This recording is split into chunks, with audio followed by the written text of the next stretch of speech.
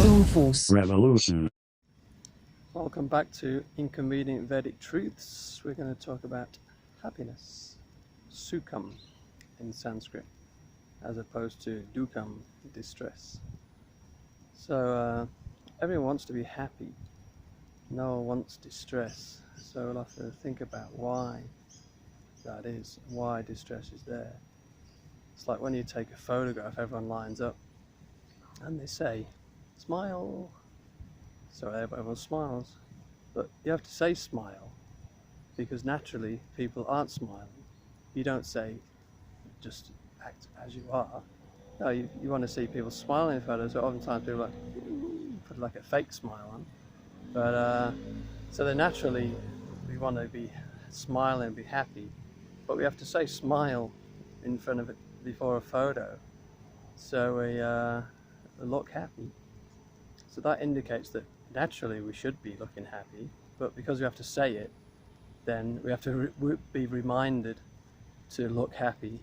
No one says, oh, look miserable, or just look yourself. No, it's always smile and look happy, unless you're taking a photo for a passport, and then you can't, you have to be very stern. But generally people want to be happy in a photo, seem to be happy. Even if they're not happy, they put like a painted smile on. So it's a natural position to be happy, because within us, the soul, the Atma, the Jivatma, or the conscious being that we are, is actually naturally happy, always happy and actually joyful and free. But the only reason that we have distress is because that soul now is occupying a material body, and that body itself is a cause of distress. Oftentimes it has to be born, it has to grow old gradually, has to get all kinds of diseases to deal with, and then ultimately you have to die.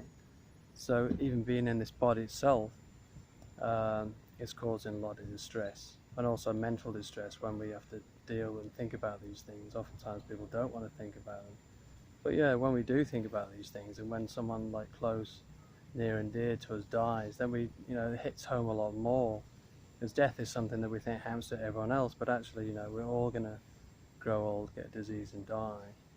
But that doesn't mean to say that we have to identify with the body and be miserable and be distressed about it. No, we understand that we are the eternal soul within the body. The body's changing all the time, but the conscious soul is surviving all these changes, and also it will survive the changes of death. But identifying with the body, then yeah, we're sure to be distressed, and we're sure to try and take shelter of things to try and make us happy.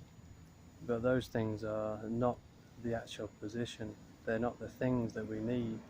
We need something spiritual. Because we're spiritual, we need a spiritual source of happiness. If we look to a material source of happiness, it's only going to be temporary. In fact, when you think about material things, all it is contact with the senses.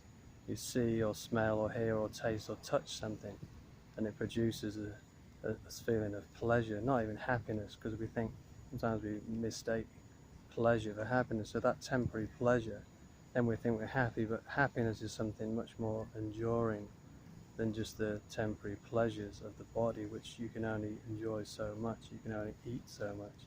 You can only have sex so much. You can only, hear things so much until you get tired of them. But spiritually, then this doesn't happen on the spiritual platform. We don't get tired. We actually become more and more blissful and more enlivened. So spiritual processes of meditation, then that's what actually produces the bliss and the happiness that we're looking for, because we are naturally blissful. Ananda Maya Vyasa, that we're always looking for Ananda, looking for bliss. But we won't find that on the material platform. We won't find the platform of the body. We can only find that on the spiritual platform, and tapping into that on the spiritual platform, the best way is actually through sound vibration, because spiritual sound vibration or mantra, that's which frees the mind. That's actually full of bliss, full of pleasure. It might seem strange that how can a sound contain so much pleasure and bliss? Or just like a sound in this world can have a lot of power. Even a song can make you joyful, can make you cry, can move in certain ways. That's just material sound. But spiritual sound contains all the potency of the all blissful Krishna, Rama, the person from which everything emanates, all energies, including material, but all the spiritual energy. So we tap into that source when we do mantra meditation, when we hear the spiritual sound, then we're actually directly connecting that source of pleasure and bliss and happiness, and therefore we're also becoming in contact with it. We're taking on the same quality, or reviving, you could say, the natural quality that is within us, because we are naturally a part of that, but we've just forgotten. We've actually forgotten that we're eternal blissful soul, and we're thinking we're this temporary body. We're identifying with the body through the ahankara, or the ego, and that's pretty much the source of all our distress, is acting on the bodily platform. No matter what we do, it's going to be wrong.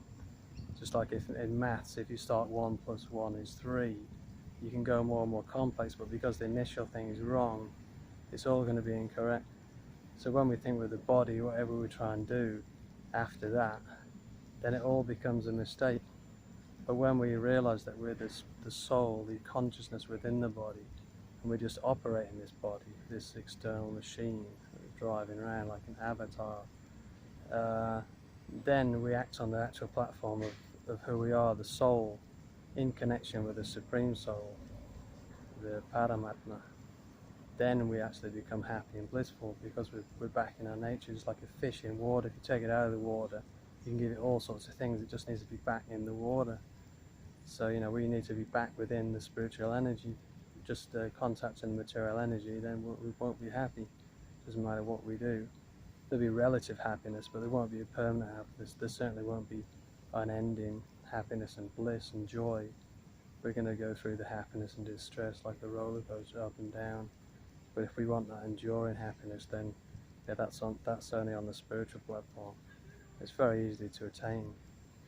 But we have to just take the process up and tap into that bliss, and then we will be happy. If we do a certain amount of that, we do that in the morning and set off the day, we'll actually be peaceful and happy all day.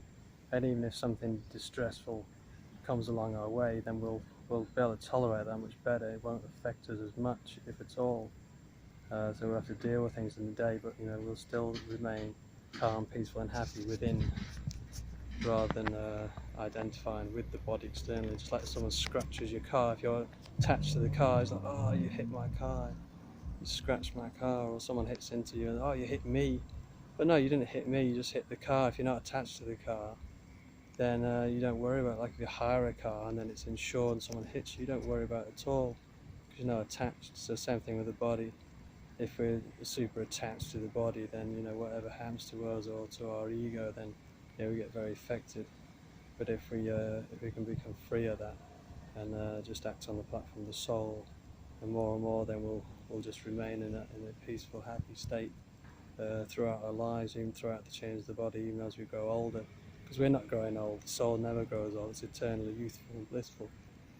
But if you identify with a body that's growing old and about to die, certainly that's a cause of great distress. So the greatest thing is to be free of that and act as the spiritual soul within the body, and understand what the duty of that spirit soul is in connection with the Supreme Soul. Sri Krishna. Jai Hare Krishna.